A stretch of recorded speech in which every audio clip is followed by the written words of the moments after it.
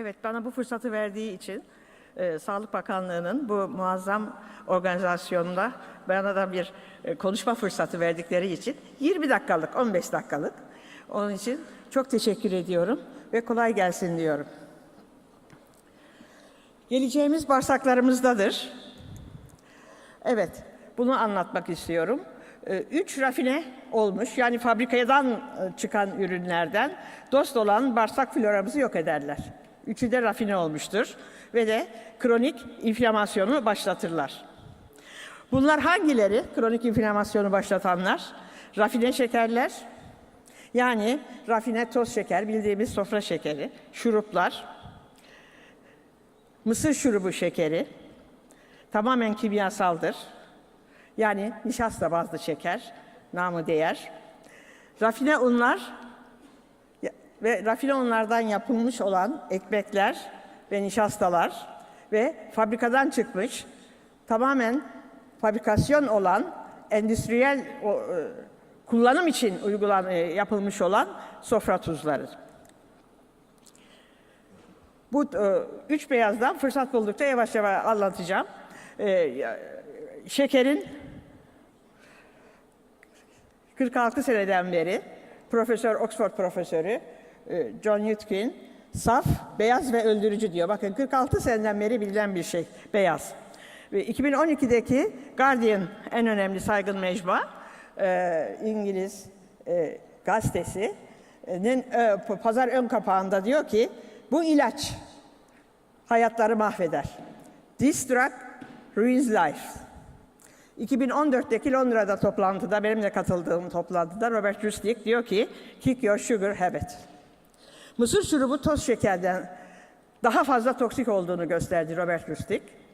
Çünkü karaciğeri çok fazla yağlandırdığı gibi bütün hücrelerimizi, beynimizi dahi bozuyor. Kalp krizi ne sebep oluyor? Kronik inflamasyonu başlattığından, beyne pıhtı atma sebebi, şeker hastalığı sebebi, Hashimoto çok yaygın biliyorsunuz ve kanser sebebi. Tek bir kutu şekerli, şekersiz tatlandırıcılı gazlı içecek yapılan araştırmalarda, 2012 ve 2014'te yapılan araştırmalarda gösterildi ki, tabii bunlar nişasta bazlı şeker üretiliyor. Şeker hastalığını, riskini %22 artırıyor. Kalp krizi riskini de %30 artırıyor. Yani en büyük sağlık sorunlarından başımızda da olan biri. Nişasta bazlı şekerle artık gebelere şeker yüklemesi yapılıyor. Veya şekerli su hazırlanarak yapılıyor. Bakın buradaki slaytta ana rahmindeki bir bebek diyor ki, anneciğim diyor, lütfen bana zehiri gönderme. Çünkü bunun artık anneyi bozduğu, annenin hücrelerini, plasenta hücrelerini ve tabii ki 650 gram civarında olan 6 aylık bebeği, bütün hücrelerini, gelişmekte olan bütün hücrelerini bozduğu biliniyor. Ayrıca da yapılan bütün araştırmalarda gösterilmiştir ki şeker yüklemesi sağlıklı olsun veya ileride şeker hastalığı yapıyor. Neden? Çünkü yediğimiz şekerler, rafine unlar, şekerli şekersiz bütün içecekler kan şekerini yükseltir. Kan şekeri toksiktir. Yani bildiğimiz şeker bütün hücrelere toksiktir ve toksik olma sebebi bir kereye mahsus değildir. Yani bir kerede değildir, birçok sebepten dolayıdır. İkinci sebebi, bir kere kendi serbest oksijen radikallerinin üremesine sebep oluyor. İkincisi, toksik olduğu için, doğa kendini koruması için pankreastan, zaten programlanmış da, pankreastan insülin hormonu salgılıyor. İnsülin hormonu zehir olan kan şekerini trigliseritlere çeviriyor ve de depoya gönderiyor. Trigliserit nedir? Trigliseritler de vücudumuzda depo edilen yağlardır. Kronik inflamasyonu başlamayan kaynaklardan biridir. Karaciğerin yağlanmasının sebebidir, Alzheimer sebebidir. Obezite ve şeker hastalığı sebebidir. Depresyon, Parkinson sebebidir. Sistemik kronik inflasyon sebebidir. Bütün içtiğimiz şekerler, şekerli gazlı içecekler. Yağlardan korkacak mıyız? Yağlardan korkmayacağız. Çünkü doğada 30 türlü yağ vardır. Doğal olması şartıyla hepimizin ihtiyacı vardır. Bizim de, hayvanların da, bitkilerinde. Bizim sağlığımıza, insan sağlığına zarar veren iki türlü yağ tehlikelidir. Biri trigliseritler, vücudumuzda şekerlere, karbonhidratlara bağlı yükselen, nişasta bazlı şekere bağlı yükselen trigliseritlerdir. Kanda dolaşır. İkincisi de doğal olmayan, fabrikadan gelen, fabrikada üretilmiş olan trans yağlardır. Çünkü bütün bunlar vücuda girdiği zaman insülini ve trigliseriti yükseltir ve vücutta hormonal dengeyi, enzimatik dengeyi alt üst eder. İşte her türlü şekerler, her türlü fabrikadan çıkan tatlılar, tüm unlu gıdalar, bütün burada insülinimizi yükseltir. Burada trigliseritleri görüyorsunuz. Trigliserit hücresi ortada. Ve bu 2003, 2004, 2005'te yapılan çok önemli çalışmalardan alınmıştır. Trigliserit hücresi vücudumuzda depo edilen yağlar, depo olmuş yağlar, işte gırtlağımızda, boynumuzda, tiroidimizin içinde, karaciğerimizin içinde, memelerimizde, midemizde, karaciğerimizde, göbeğimizde, baldırlarımızda ne aklınıza gelse biriken yağlar trigliseritlerdir. Şeker trigliserit olarak depo edilir. Ve de gösterildi ki bu trigliseritler artık vücudumuza biriken yağlar artık bir endokrin organ. Ve endokrin organ ne yapıyor? 20 türlü hastalık yapan, hastalığı başlatan bir türlü hormonları, enzimleri üretiyor. Hangi hastalıklar? Bütün bildiğimiz, işte Dünya Sağlık Organizasyonu'nda mücadele ettiği, bütün Sağlık Bakanlığı'nın, bütün sağlık kurumlarının mücadele ettiği ve de bütün ülkelerde sağlıkta kara delik, sağlık bütçesinde kara delik açan hastalıklar. Tansiyon yüksekliği, yağların alt üst olması, tip 2 diyabet hastalığı, pıhtılaşma, tromboz, ateroskleroz, damar sertliği ve de inflamasyon. Yani kronik inflamasyonun her türlü faktörü var. O halde yağlanma, kilo alma, obezite ve de şeker hastalığı hep bir aradadır. Hepsi aynı ortak paydası vardır, aynı temele dayanır. Burada da görüyoruz ki işte birikmiş yağlar. En başta başlayalım. En başta beyinden itibaren işte pıhtı atması, işte katarak, işte beyin içi basıncının yükselmesi, bir aşağı indiğiniz zaman akciğer hastalıkları, kalp hastalıkları, koroner hastalıkları, bir aşağı indiğimiz zaman pankreatit, şeker hastalığı, yağların alt üst olması, öbür tarafta akciğerlerin pnömoninin olması, akciğer hastalıkları, solunum bozuklukları, biraz aşağı indiğimiz zaman karaciğer hastalıkları, karaciğerin yağlanması, safra kesesi hastalıkları, jinekolojik problemler, her türlü jinekolojik problemler, buna kadınlarda ve erkeklerde infertilite de, kısırlık da dahil ve de osteoartritler, ayaklara indiğimiz zaman damar bozuklukları, cilt bozuklukları ve aşağıda kanserler. Hangi kanserler? Bütün kanserleri aşağı yukarı genel olarak saymak mümkün. İşte en başta rahim kanseri, meme kanseri, prostat kanseri, rahim ağzı kanseri, karaciğer kanseri, özofagus kanseri, bütün bunları pankreas kanserini sayabiliriz. O halde ben onu iddia ediyorum, bütün bu hastalıklar hiçbiri genetik değildir. Hepsi önlenebilir. Önlemek de biz hekimlerin elindedir, sağlıkçıların elindedir, hemşire hanımların elindedir, öğretmenlerimizin elindedir.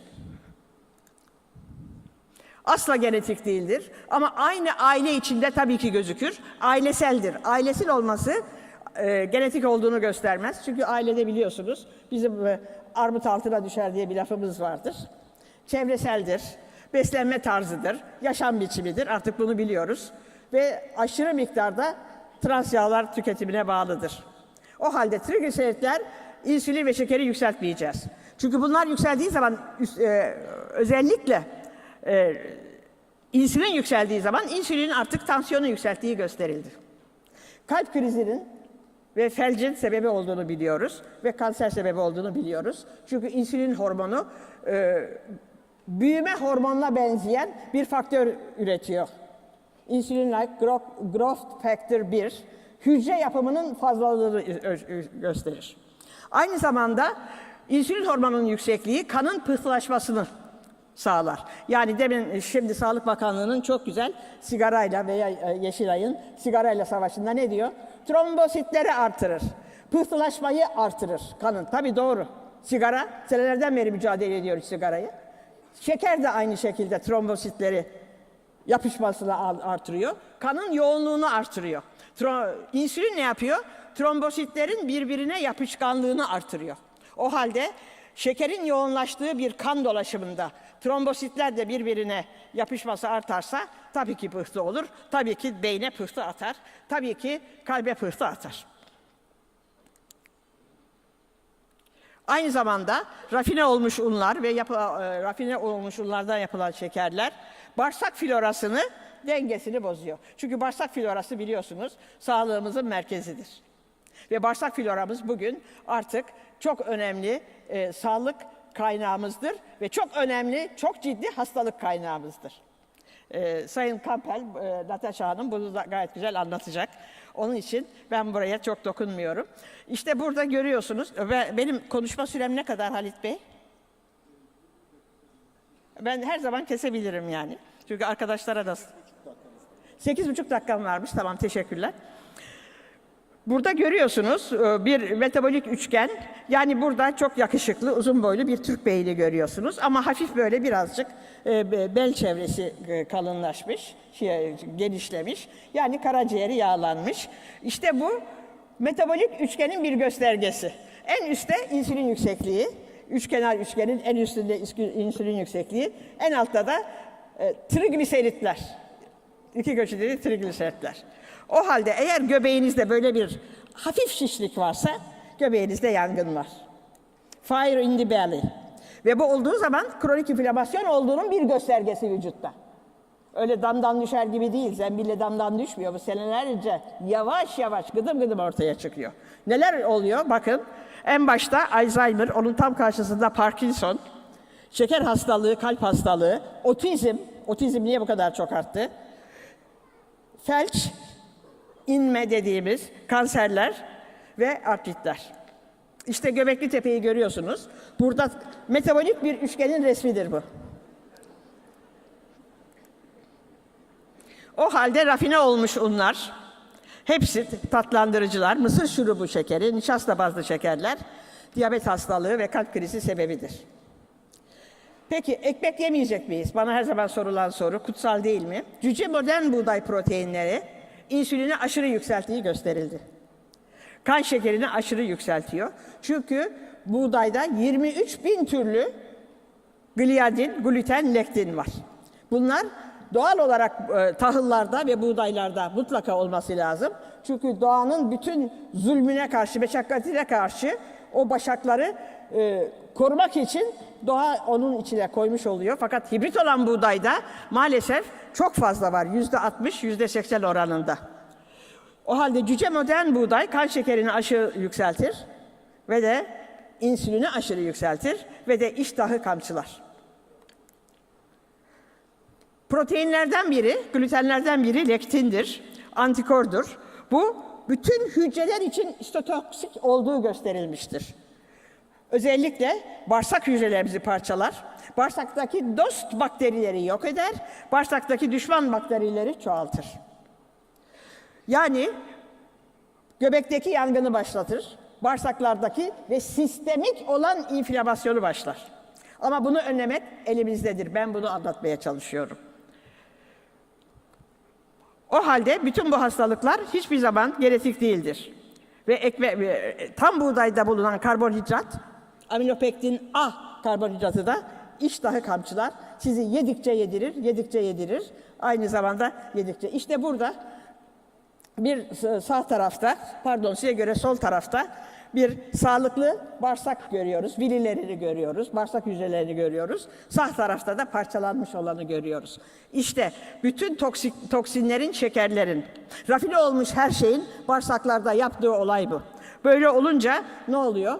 Sağlıklı dahi yesek, yeterli derecede mineral, vitamin de alsak, doğal da yesek ama bağırsaklarımız bunu ememediği için, parçalı olduğu için bu vücuda giremiyor. Ayrıca da tam hazım olmadığı için enzimler tarafından doğal olan sağlıklı gıdalarda büyük moleküller halinde şeye geçince, bağırsaktan dolaşıma geçince vücutta yabancı cisim olarak muamele görüyor ve hemen bizim antikorlarımız, yani beyaz kan hücrelerimiz, lökositlerimiz bunlara hücum ederek kronik inflamasyonu ve otoimmün hastalıkları başlatıyor. Burada da görüyoruz, buna biz geçirgen bağırsak diyoruz. Geçirgen bağırsak sendromudur. İnflamasyonla birlikte gider. İşte de burada görüyorsunuz en sol başta lektin, yani buğday proteini. Türkiye için bu çok önemli çünkü Türkiye'de Avrupa Birliği'nden Dünya Sağlık Organizasyonu'nun raporu olarak 2006 raporu, Türkiye'de kişi başına 200 kilo ekmek tüketiliyor. Dünya Sağlık Organizasyonu'nun 2006 raporu ve diyor ki Türkiye'de ekmek tüketimi azaltılırsa bu kronik hastalıklar da %30 azalacak diyor. Öbür tarafta soyayı görüyoruz. Altta da şekeri görüyoruz. Yani şeker, endüstriyel şeker ve tabii endüstriyel yağları, yani trans yağları görüyoruz. Yani trans yağlarla yapılmış margarinleri görüyoruz. Yani bunlar bütün bu sistemi başlatıyor. Evet, gelecek bağırsaklarımızda burada da bir ince bağırsağı görüyoruz, sağlığını görüyoruz ve ondan sonra öbür tarafta da parçalanmış olanı görüyoruz. Bakın ne yersek yiyelim çıkıp gidiyor, vücuda girmiyor. O halde ekmek yenmeyecek. Hırsız yaparken yakalanmış. Hakime gitmiş. Hakime demiş ki ekmek parası için çaldım. Hakim de diyor ki vallahi bize bir şey olmaz diyor ama Canan Karatay duyarsa zılgıtı yersin.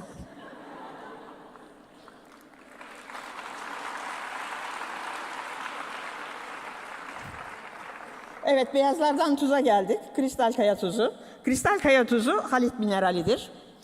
Sağlık kaynağıdır. Çünkü rafine olmamıştır, fabrikaya girip çıkmamıştır. Çünkü içinde kimyasal yoktur. Doğanın yaptığı her türlü mineral bulunur ve çevresel kirlenmeye maruz kalmamıştır. Ben İngiltere'de ihtisas yaparken low salt diye hala var. Yine fabrikadan üretilmiş rafine ve burada diyor ki bu sağlıklıdır ve kardiyologlar bunu verir, hastalara verirdik. Ama içinde yazıyor ki sodyum klorür %66 azalmıştır. Yani %33 sodyum klorür var. Sağlıklı olarak, rafine olarak. Rafine olduğu için ben sağlıklı olduğunu söylemiyorum. Ben burada örnek olarak veriyorum. İşte kristal kaya tuzunda da burada görüyorsunuz %33, 37 sodyum var. Ve de rafine olmamış ve de fabrikadan çıkmamış ve de çevresel kirlenmeye maruz kalmamış. Diğer hiçbir şeyde yanında da en çok 84 tane vücudumuzun ihtiyacı olan mineralleri birlikte vücudumuza sokmamız lazım. Vücudumuzun ihtiyacı, canlı bir varlığın, organizmanın iyi çalışabilmesi için 92 elemente ihtiyaç var. Bunun 84'ü dengeli, işlenmemiş olarak kaya tuzunda var. Dişleştirir, güç kuvvet verir. Zeytin ağaçları 2000 yıldan fazla yaşıyor ve bu kadar büyük gövde hala meyve veriyor, hala yeşillik hiçbir zaman yaprağını dökmüyor. Ama bunları kim besliyor, ne besliyor?